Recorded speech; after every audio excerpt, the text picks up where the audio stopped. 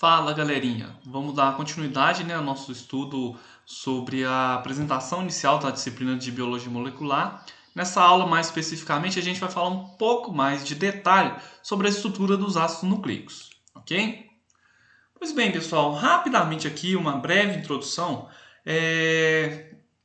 Como é que surgiu, o desenvolvimento, como é que foi feita a descoberta dos ácidos nucleicos, certo? A gente vai contar aqui rapidamente aqui uma historinha de como que surgiu o descobrimento dessas biomoléculas, ok? A gente parte aqui, existem vários estudos que contribuíram para a descoberta da estrutura geral dos ácidos nucleicos. Eu vou citar aqui alguns, assim, um dos principais. Eu quero que vocês saibam que existem outros também, tá? Que levaram à descoberta da estrutura dos ácidos nucleicos, mas eu quero destacar aqui os principais, certo? Um deles, um dos principais aqui, um dos primeiros que geraram a ideia geral da estrutura de um ácido nucleico foi proposto por Chagaf, ok? O Chagaf, ele descobriu que os nucleotídeos, as bases nitrogenadas encontradas no DNA, eles apresentavam uma certa proporção, ok? Então ele descobriu que a adenina e timina eles estavam presentes em quantidades equimolares, ok? Do mesmo jeito, a guanina e a citosina também elas estavam presentes em proporções, em quantidades equimolares, ok? Então essas quatro bases nitrogenadas elas eram encontradas em proporções diferentes nos DNAs de diferentes espécies, ok? E ele percebeu o seguinte, que independente da espécie, qualquer espécie que ele estava analisando, essas proporções elas eram mantidas, ok? Então todas as amostras de DNA, desconsiderando aí qualquer espécie, apresentavam quantidades iguais de adenina e timina, e guanina e citosina também apresentavam quantidades iguais, certo? Então esse foi um dos pontos de partida para a gente ter uma ideia de como que era formada a estrutura do DNA, certo? Outro estudo, que contribuiu bastante para a descoberta da estrutura do DNA foi proposto por Franklin e Wilkins em seus estudos que utilizavam umas técnicas de dados de cristalografia. O que era isso? Eram métodos de difração de raio-x, ok? Que permitiam analisar as fibras de DNA. Então, assim, eles sabiam o que era o DNA, estava preso ali, confinado no núcleo de células eucarióticas, mas eles ainda não tinham ideia da sua estrutura, certo? Então, eles sabiam que aquele DNA ele era composto por bases nitrogenadas, adenina, timina, guanina e citosina, pelas regras propostas por Chagaf. E nesses estudos de cristalografia, usando técnicas de raio-x, eles demonstraram que o DNA ele produzia um padrão de difração de raio-x característico. E eles concluíram que esse padrão, eles puderam deduzir que o DNA ele possuía uma estrutura helicoidal, com duas periodicidades em torno do seu eixo. Então aqui, a partir desses estudos aqui, de Chagaf e de Franklin e Wilkins, eles perceberam que o DNA era algo em torno aí de uma estrutura helicoidal, ok? Com esses vários estudos, aí vocês vão concordar comigo que aqui a gente tem o título, a informação, o crédito principal, ele foi dado a James Watson, Francis Crick e também a Wilkins, certo? O crédito principal da estrutura do DNA foi acreditado a esses três pesquisadores. Inclusive, deixaram para trás aqui a Rosalind Franklin, que também contribuiu muito com o desvendamento da estrutura do DNA. Ela então foi meio que deixada de lado aqui. Se vocês quiserem aprofundar um pouquinho mais nessa história, vocês vão ver que ela foi extremamente deixada de lado na hora de receber os créditos no prêmio Nobel, que foi dado a Watson, Crick e Watson, o Francis Crick e também a esse camarada aqui, que é o Maurice Wilkins, pela descoberta do DNA, ok? Então essa estrutura desse ácido nucleico que hoje todo mundo conhece, ela foi desvendada por esses pesquisadores, mas eles desvendaram não de maneira independente. Eles juntaram aqueles vários pontos que foram dados por vários estudos anteriores, ok? E na sua publicação feita, né, por esses dois pesquisadores aqui, em 1953, na revista Nature, eles postularam que o DNA ele era formado por uma dupla hélice, né? E essa dupla hélice então ela foi baseada naqueles dados de cristalografia, certo? Composto então por duas cadeias de nucleotídeos, ok? Esses nucleotídeos aqui eram adenina, timina, guanina, as bases nitrogenadas, né, eram formadas por adenina, timina, guanina e citosina, certo? E intercalados por grupos fosfatos ligados a pentoses. Beleza? Então, e eles perceberam o seguinte, que eram formados por duas cadeias, que eram mantidas unidas por um pareamento complementar entre essas bases nitrogenadas, ok? E é interessante destacar que nesse artigo original, publicado por Watson e Crick em 1953, eles concluíram o seu artigo com a seguinte fala. Eles, isso aqui transcrito, né, do artigo original deles, eles concluíram que não escaparam, né, a atenção deles, que esse pareamento específico por eles postulados, imediatamente surgiu aí uma ideia de um possível mecanismo para cópia do material genético. Então, até 1953, ainda não era descoberto como é que eram feito, né, a replicação daquele material genético. Então, com base nessa estrutura postulada por Watson e Crick, eles já puderam perceber, ter uma ideia geral de como que era possível replicar aquele material genético. Como é que a gente consegue duplicar o DNA? A disciplina de biologia molecular a gente vai estudar com muito detalhe como é que acontece esse processo. Ok? Então, assim, foi uma descoberta extremamente interessante, rendeu a esses pesquisadores o prêmio Nobel na época, que hoje aí a gente tem uma base hoje para a nossa disciplina de biologia molecular, ok? Algo que esse camarada aqui, que olha, o James Watson conseguiu ter a infelicidade de perder, né, os seus títulos honorários recentemente por comentários racistas, né, suas ideologias racistas. Algo também que eu sugiro a vocês a pesquisarem na internet e descobrir um pouquinho mais sobre a história por trás dessa descoberta do DNA, ok? Então, ver, né, a história de cada um desses pesquisadores, a gente acha que, ou a gente chega, né, na sala de aula e vê assim, nossa, que legal essas descobertas aí, mas a gente não sabe os podres que tem por trás dessas descobertas. Então, indico a vocês a fazerem uma pesquisa rápida aí na internet e descobrir um pouquinho mais sobre o que tem por trás de cada um dessas pessoas que hoje tem aí, que nos deu, né, a base para a gente conduzir diversas áreas do conhecimento. Certo? Então vamos lá, pessoal, vamos aprofundar um pouquinho mais sobre essas estruturas dos ácidos nucleicos, né?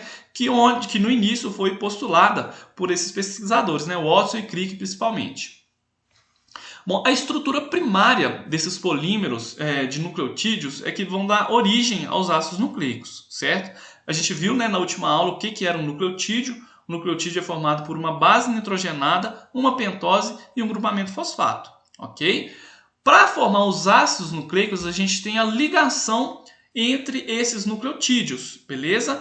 Então, aqui nessa figura aqui, a gente pode perceber como é que é formado esses ácidos nucleicos, tanto para DNA quanto para RNA, ok? A gente pode perceber o seguinte, o grupamento fosfato, que está ligado a um nucleotídeo, ele se liga a um nucleotídeo vizinho aqui pelo carbono 3, ok? Então a gente tem aqui, olha, um intercalamento aqui, que olha, entre o grupamento fosfato, a pentose, perdão, e o grupamento fosfato, onde a gente tem aqui ligações do tipo fosfodiéster, certo? Então aqui, olha, a gente tem aqui carbono 3 de uma pentose ligado ao grupamento fosfato de um nucleotídeo vizinho. Certo? Então a gente sempre vai ter essa cadeia principal aqui, uma cadeia que ela é hidrofílica. Todas as ligações fosfodiésteres, tanto do DNA quanto do RNA, vão ter essa mesma orientação aqui, que olha, sempre eu vou ter aqui o grupamento fosfato de um nucleotídeo ligando-se ao carbono 3 de um nucleotídeo vizinho, ok?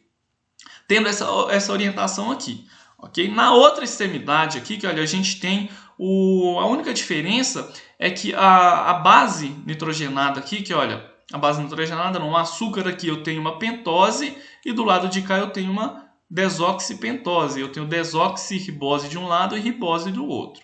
Beleza? E nos dois tipos de ácidos nucleicos, a gente vai ter aqui que, olha, formado o que a gente chama de uma fita que ela vai ter um caráter polar, uma polaridade gerada. Ok? E a gente pode perceber que essa polaridade, a gente sempre fala que, deduz, né, que essa polaridade ela tem um sentido do lado negativo para o lado positivo. Então aqui a gente pode perceber o seguinte, onde é que a extremidade da cadeia tem uma carga negativa? A extremidade 5' certo? Então aqui, que olha, tanto para o DNA quanto para o RNA, a gente tem estruturas que seguem uma polaridade no sentido 5' para o 3', ok? Então aqui, olha, eu tenho a extremidade 5' aqui, que ela é negativa, e eu tenho uma extremidade que não é negativa na outra ponta desse ácido nucleico, olha, nessa ponta 3' aqui, certo? Então a gente tem esse princípio de polaridade tanto para o DNA quanto para o RNA, beleza?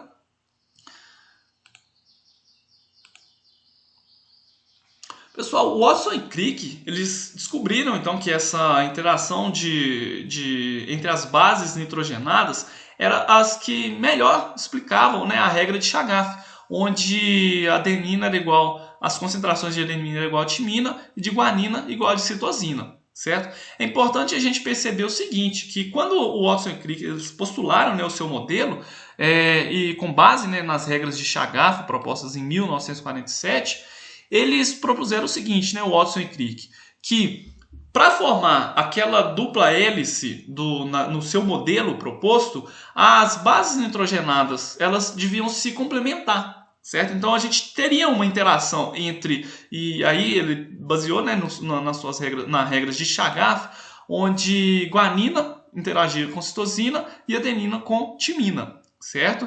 Esse pareamento aqui ele tem uma característica muito interessante, onde esse pareamento ele é feito por interações de hidrogênio, pontes de hidrogênio, ok? Então é importante notar que guanina e citosina, a gente tem aqui a possibilidade de formação de 3 pontes de nitrogênio, ok?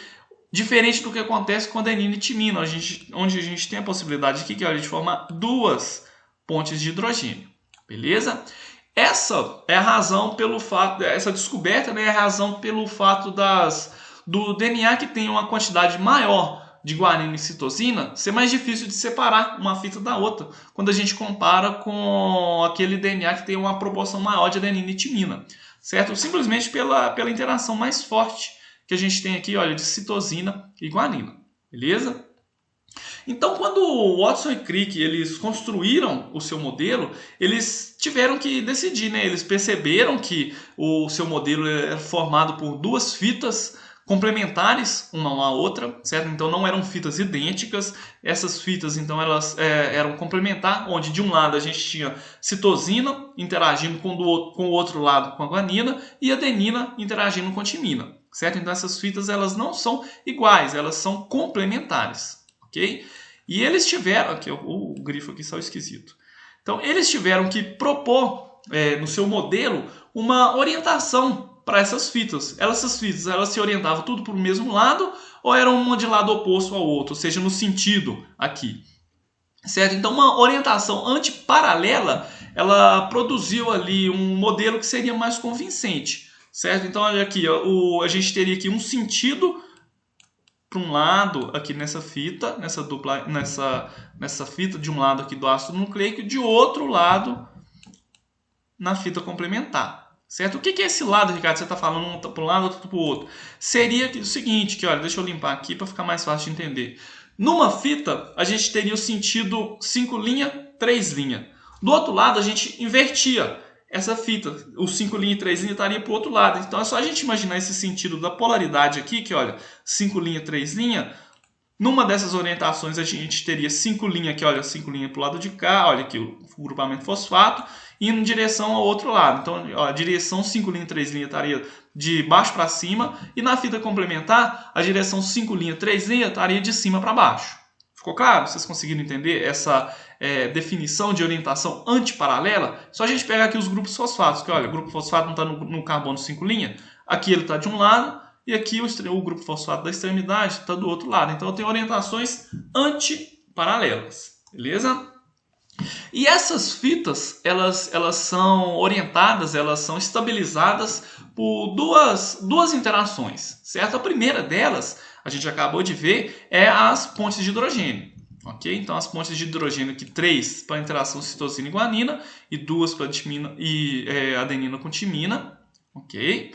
E além dessas interações, a dupla fita de DNA, ela também tinha outra fonte de estabilização, que é a interação entre as bases nitrogenadas vizinhas, certo? Então, o que a gente chama de empilhamento de pares de base. Eu acho que na próxima figura aqui fica mais fácil da gente perceber que, olha, vocês estão vendo aqui que, olha, que eu tenho nessa figura aqui a mesma representação da figura anterior, onde aqui a gente tem 2 pontes de hidrogênio para adenina e timina e 3 para guanina e citosina, certo? E além dessas interações aqui, dessas pontes de hidrogênio, a gente tem interações hidrofóbicas aqui, que, olha, entre as bases nitrogenadas vizinhas.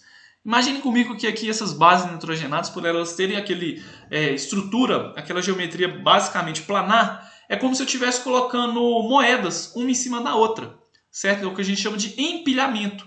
Então, as bases nitrogenadas, esses pares de bases aqui, que, olha, é como se eles estivessem sobre camadas, ok? Então, essas camadas também tornam essa estrutura do ácido nucleico mais estável, beleza? Então, esse empilhamento de bases também contribui para essa estrutura final do DNA. Estrutura que, conforme já foi postulado, né, por Otto e Crick, esse pareamento aqui de fitas vão criar uma dupla hélice. Essa dupla hélice aqui representada nessa figura, que olha aqui, ela vai ter uma cavidade, né, uma fenda maior, uma fenda menor. Essa dupla periodicidade foi o que foi evidenciado por aqueles estudos de raio-x discutidos, né, no início da nossa aula. Então, com base nesses estudos anteriores, o Watson e Crick propuseram o seu modelo biológico para a estrutura de DNA. Beleza? Essa forma dessa dupla hélice aqui, que, olha, com uma cavidade maior, uma cavidade menor, ela, em condições biológicas, ela é denominada de forma B do DNA. Essa forma B é para diferenciar de outras formas que foram estudadas, como a forma A do DNA, onde a gente tem aqui os intervalos, né, essa estrutura aqui, essa variação da A aqui, ela também é muito parecido com a forma B, que a gente acabou de ver, só que a gente tem aqui sulcos menores quando a gente compara com a forma B, certo? Ah, Ricardo, mas isso aí tem alguma função, alguma importância para a gente? Olha, a forma A, ela é basicamente o que a gente estuda quando a gente extrai o DNA da célula.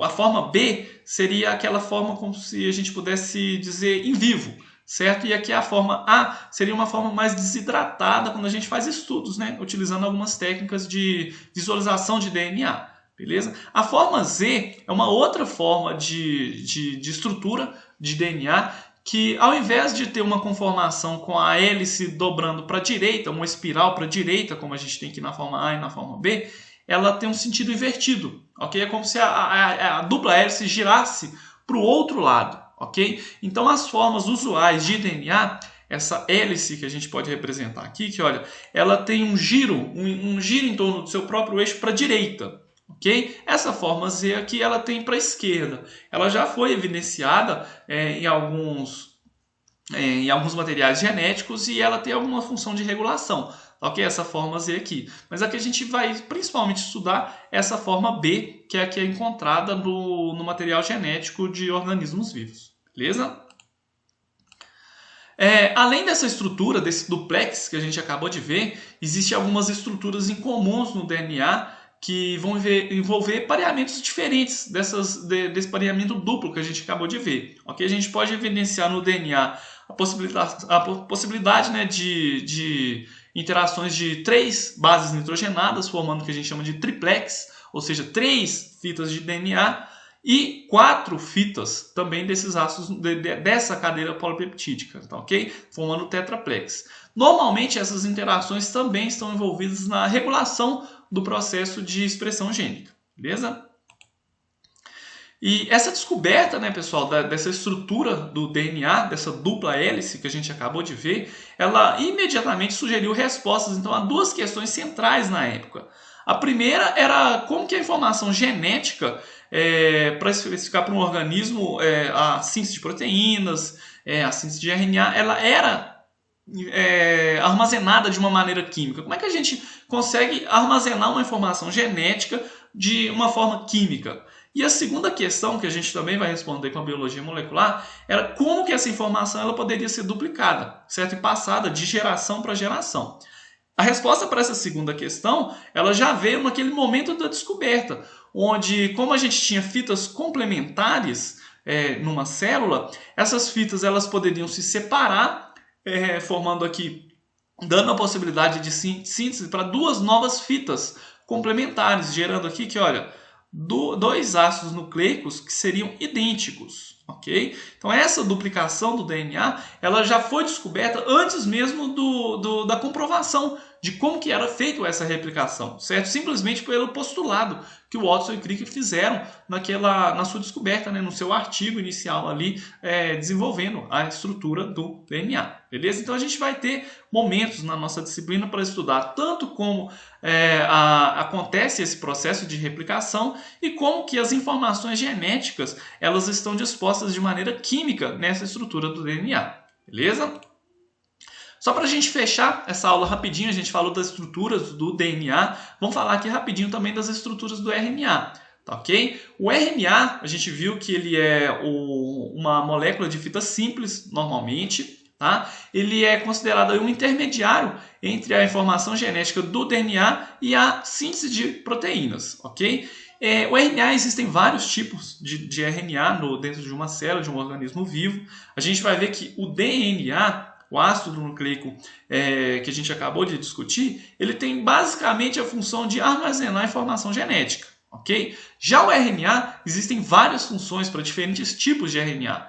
A gente tem aqui representado nessa figura os três principais tipos de RNA: o RNA ribossômico, o RNA transportador e o RNA mensageiro. A gente vai ter aulas para falar especificamente da função de cada um desses RNAs, onde aqui basicamente a gente tem aqui que, olha, o RNA mensageiro servindo aqui como uma cópia complementar do DNA, que ele vai carregar aquela informação genética. Essa informação genética ela vai ser lida por RNAs transportadores, onde ele vai transportar aminoácidos, ele vai ler a informação genética aqui no RNA mensageiro, e com o auxílio aqui do RNA ribossômico nos ribossomos, a gente consegue catalisar a transformação da informação genética que estava no DNA, que foi transcrita para um RNA mensageiro, para sintetizar uma proteína.